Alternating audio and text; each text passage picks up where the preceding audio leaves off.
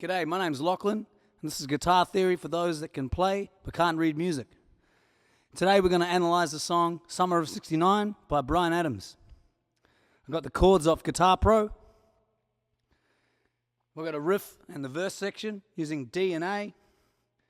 A chorus brings in the B minor and the G. And then a bridge section where we have a key change. And I'll show you how he does it.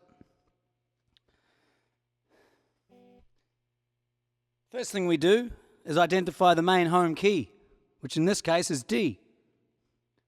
So I've written a D major scale.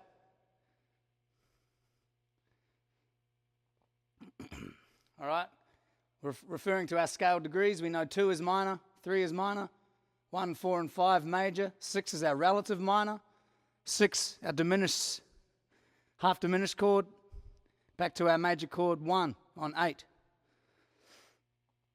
So basically from there we can find out which scales we can use to improvise a solo. Most of you probably know the minor pentatonic. Well, that is the Aeolian mode, and that's played on the 6th scale degree. And in this key we play B minor. All right, and right next to it we have the Locrian, and right below it we have the Mixolydian, each going off Mixolydian off 5, Locrian off 7. The Locrian mode is pretty much the major scale, so once you know that too. So there's 3 patterns you can learn. I'll put the pictures on the screen, and I'll show you how you can use them throughout the song. All right, first thing we're gonna set a loop for the main riff.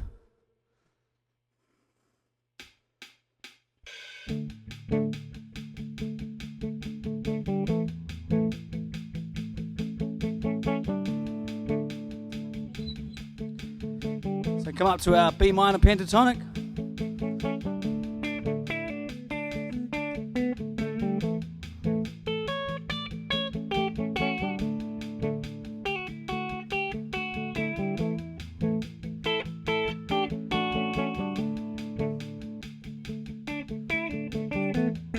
We can play the riff that he has.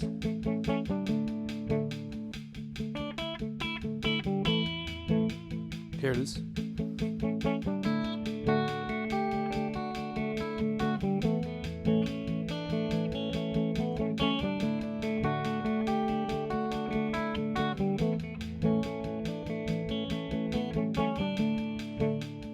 And into the verse. All right, I'll set a loop for the chorus now.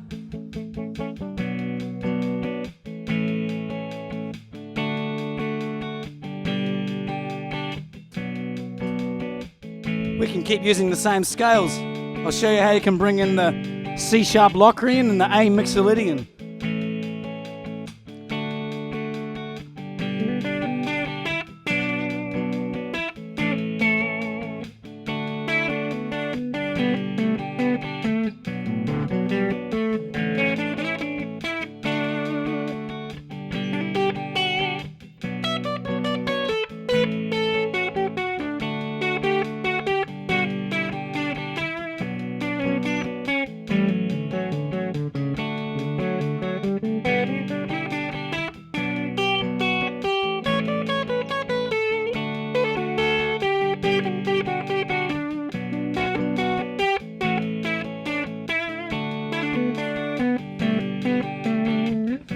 And those were the best days of my life.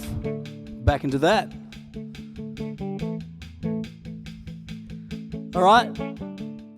Okay, that wasn't my best work, but that doesn't matter.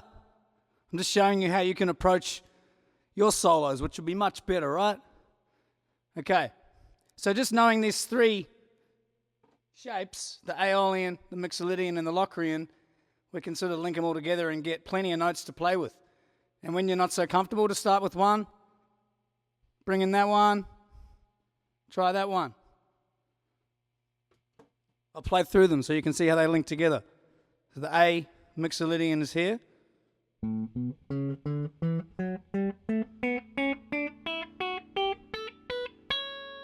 we go up in there, we're into the B Aeolian.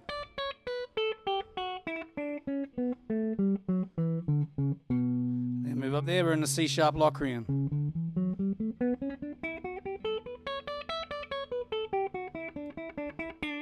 The idea is you want to move between them and be comfortable with where you are and come up with all your licks and lines between the notes, and that's how you become unique and authentic, by coming up with your own little passageways. All right, let's look at this bridge section where we have the key change. Now this sticks out a lot because we have an F major chord introduced, which is not part of this key. We don't see F major until C. All right, so I've drawn the keys horizontally like this to demonstrate how far he's moved in this key change. So D major has 2 sharps, G major has 1 sharp, C major has no sharps, and F major has a B flat, the first flat. Okay, so this is very clearly moved into F major because he's got chord 1, 4, and 5 of F major. How he got there, basically this little line here, the B minor, the A, those were the best days of my life. I think he plays through the riff once or whatever, and then off that A chord at the end of the riff, he launches into the F. Now that kind of works because they share a note, they share the A note. Because to build a chord, we simply come to the scale and we go 1, 3, 5. So the notes in the F chord are F, A, and C. You can do C from your chord. F there, C, F again, A, C, F.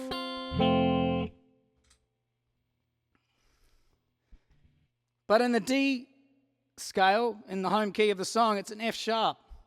But with this A note, the A common note, so if we build an F chord off scale degree 3 in D major, we've got an F sharp minor.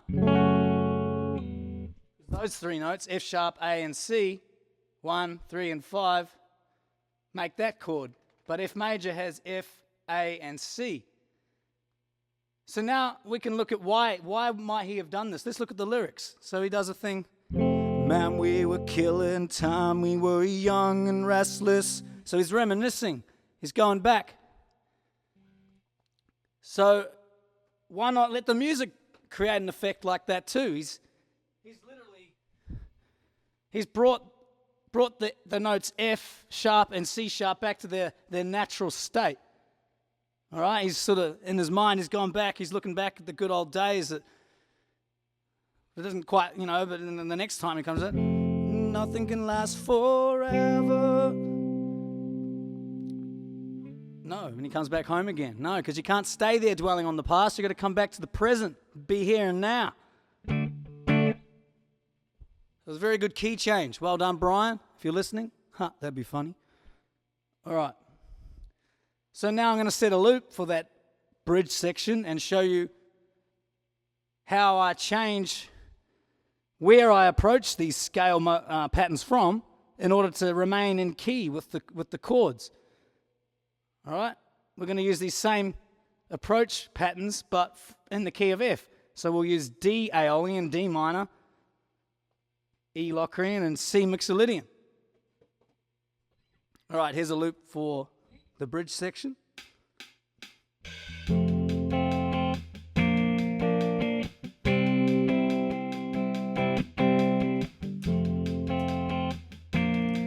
So we are D minor pentatonic, 10th fret.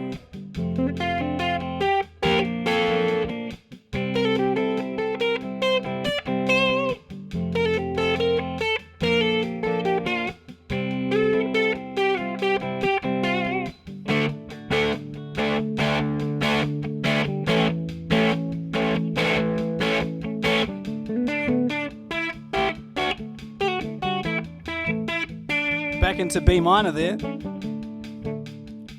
All right, so we're simply going to move the pattern from the 7th fret up to the 10th fret when I change into the bridge section, which is coming now, this time.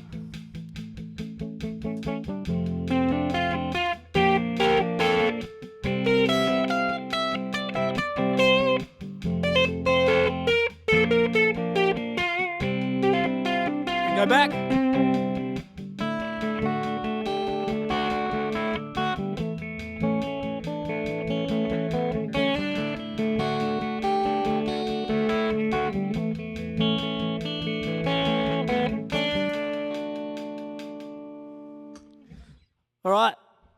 Some very fun stuff you can do there. All in all, that's why I think it makes this song really stick out and be different, be unique. The key change, all right? So now you could use that in your own songs. You may not like this song, it's very popular, it's been played a lot, but for good reason. It demonstrates some very, very effective and, just example songwriting. It's really, really well done. An effective key change, very far away, comes back. All right? So when you do a key change like that, just make sure you can find one common note to share, in this case the A. And there you might just write the next big song. Or just, create a practice exercise, getting familiar, moving your scale patterns around with the chords. And yeah. But thank you for checking this out today. I hope you enjoyed it. If there's a song you would like me to analyze, please let me know. Subscribe. That would help my little channel out. That'd be cool. Either way, thank you for stopping by. Cheers.